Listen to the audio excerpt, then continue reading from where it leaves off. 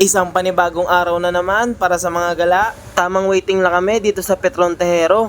At siya naman ang bago nating kagala. Usapan namin magkikita alas 4, pero syempre Filipino time. Habang nagantay nga kami, bumili muna kami ng almusal. Mahirap na, baka gutumin kami sa daan. Dito ay dumating na nga ang solid kagala natin. Sa wakas ay dumating din yung inaantay namin. Ang napakaangas kong kaibigan. Looking for a bear daw siya, sabi niya. Yeah! Let's go! At ang pupuntahan nga namin ngayon ay ang Bato Springs sa Laguna. Tara mga kagala, samahan nyo kami sa panibagong gala namin. Let's go!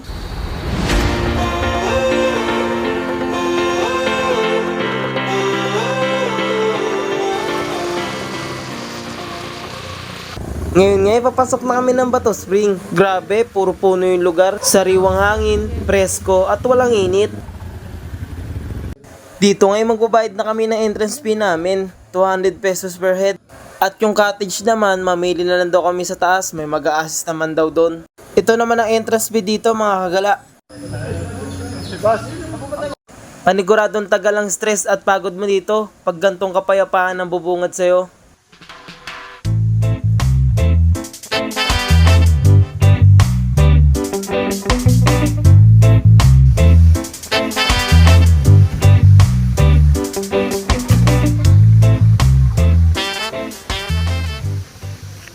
Ang kaibigan ko mapagmalo, pero laging iniiwan. Lasing pa yan. Lakas. Sige par, imekos-mekos mo na yan. At siya naman, ang bago nating kagala, nakatrabaho ni Boss Madam na si Brian. Busy oh.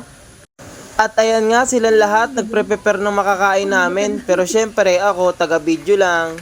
Silbi pala yung mini fan ko. Kita nyo ba yan mga kagala? Kami lang ang nag-ihaw na walang tong. Eh di kamay-kamay na lang. Wag na wag nyong gagayain yan ha. Ang hirap. Pati daliri nyo kasama sa ihaw. Pagtapos pala lutuin ng aming ulam, lapang na dis. Ayan pala ang ulam namin. Lechon manok, inihaw na baboy, inihaw na bangus, inihaw na hotdog. Lahat yan inihaw para tipid. Kung 20 kayo sa pamilya nyo, kasya kayo dito. Ang laki ba naman? Cottage pa ba yun? Samahan muna natin si Boss Madam magbihis. Maliligo na daw siya eh. Tara mga kagala, samahan nyo kami ikutin tong Bato Spring. Let's go!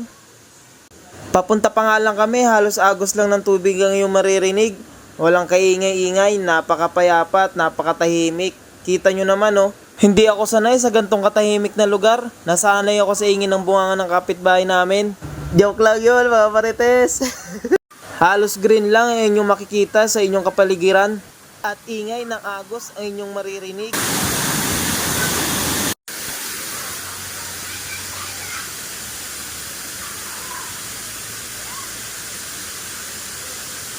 Sa mga oras na to, konti pa lang ang taong naliligo. At isang normal na linggo lang, kaya siguro konti lang ang tao.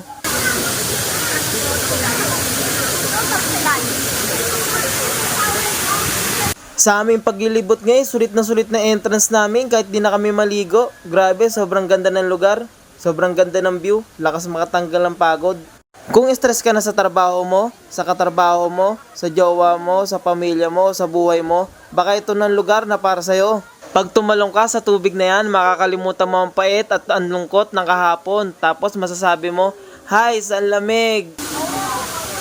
Yung maliligo na kami, biglang talo na agad ako. Excited eh.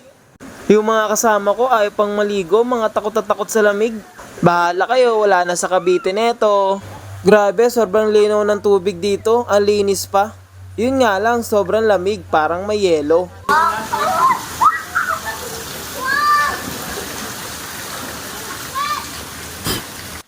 May pa small cave pa sila rito. Angas ah. Yung pagliliguan mo pala dito mga kagala, alos lahat ng nakapaligid, puro puno. Tignan nyo no. Kaya sobrang makulimlim at hindi problema ang init ng araw. At syempre, ang Mr. Galanyo, enjoy na enjoy ang tubig kahit malamig. Si Boss Madam, tatalon na. Sige, para maramdaman mo ang lamig. Lamig. Lamig.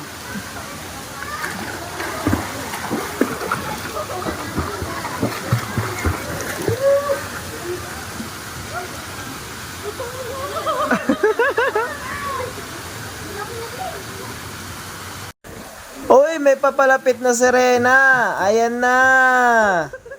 Oo, cellphone mo ba ito? Yeah. Ah.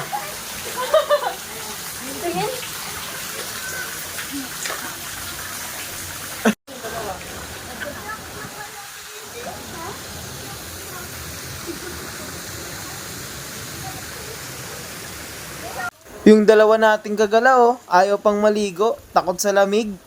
Dito punta naman tayo sa May Falls. Lab, ayun yun oh. Yung naka-violet, yung vlog, yung nagti-tiktok.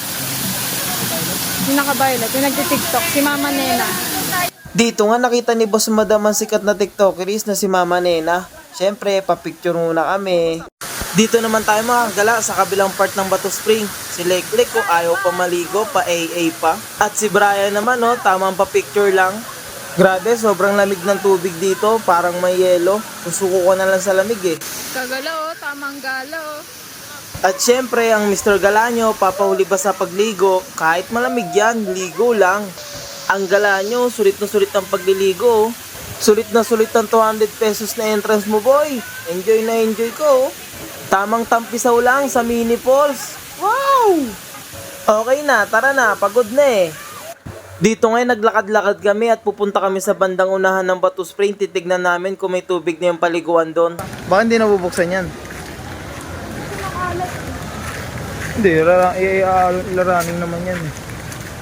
Ito yung unahang part ng Bato Spring mga kagala. Sayang wala pa rin tubig, puno pa rin ng dahon. Ang ganda pa naman dyan. Dito ngayon bumalik na nga kami kung sa kami naligo kanina. Medyo marami na nga lang din tao. Pero syempre, tao din naman kami. Yeah. Yung kaibigan ko, tulala na naman. Ano ba yan? Pa-picture daw yung tropa sa akin. Pero syempre, trippings ako, kaya binidyo ko na lang. Sila Mama Nena, ang tibay din sa lamig. Lupet. At nung papauwi na nga kami, bumuhos naman ng malakas na ulan. Ano ba yan? Bibiyahe na naman tayong nakakapote. Hays. Uwian na this. Another 3 years na naman sa ating biyahe. Hays, pagoda na naman. Dito nga pala ulit ang daan namin sa May Talisay. Mapapalaban na naman tayo sa puro paahon. G? Bibiyahe na naman na nakakapote. Parang astronaut eh. Pag uwi namin ng Cavite, 1 linggo na naman tayo magtatrabaho. Makakita ko naman mga nakakabwisit kong trabaho. Hays.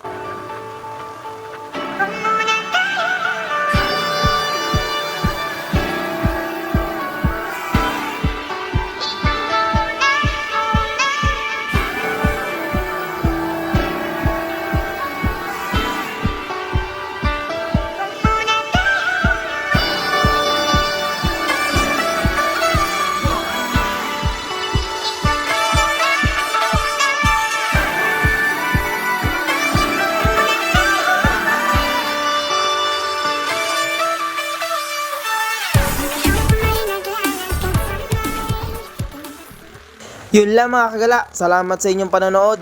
Kita-kits sa susunod na gala namin. Ride safe, ingat palagi. God bless.